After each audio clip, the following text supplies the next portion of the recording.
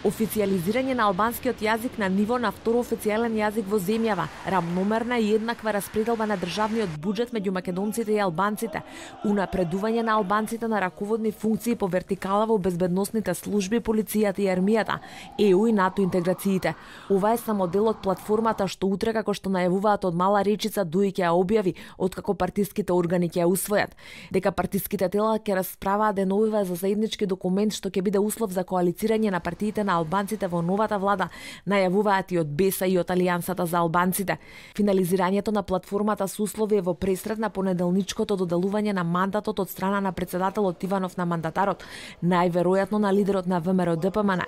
Токму Никола Груевски во последното интервју, иако таксативно ги наброја сите проекти и барања на албанците што вели ВМРО ДПМН ги исполниле изминатите години, а дел од нив досега негираше дека имаат врска со него, сепак за клучното барање на Ахмети официализирање на албанскиот јазик во истото интервју вели дека е непотребно и неосновано. Колку тоа во пресрет на преговорите за евентуална нова коалиција ќе биде клучното оправдување на Ахмети да му го сврти грбот на Груевски, или пак тој ќе го искористи како алиби за евентуалниот неуспех да формира влада, или пак ќе попушти допрва, ќе се знае. Последната фаза од документот на партиите на албанците доаѓа по последната средба на лидерите Ахмети, Касами и Села со косовскиот претседател Хашим Тачи. Средбите биле поединечни, а по Тирана и Приштина вмеша прсти во македонското постизборие.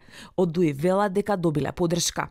Солидарноста на Тирана и Приштина со нашата локална иницијатива за обединување на нашите ставови околу клучните прашања на албанците во Македонија е добре дојдена и е во функција на понапредна општествена кохезија.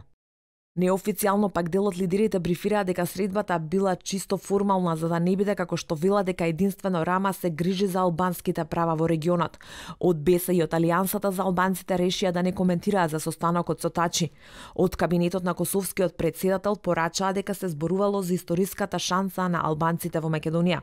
На средбата представниците на парламентарните политички партии во Македонија ја изразија нивната подготвеност максимално да се заложат и на најдобар можен начин да ги застапуваат албанските интереси во функција на напредокот и на стабилноста на Македонија на долг рок.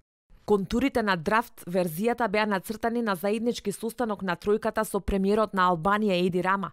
Од македонска страна изостана било каков коментар за тоа што условите за нова влада во земјава се подготвуваат во странски земји.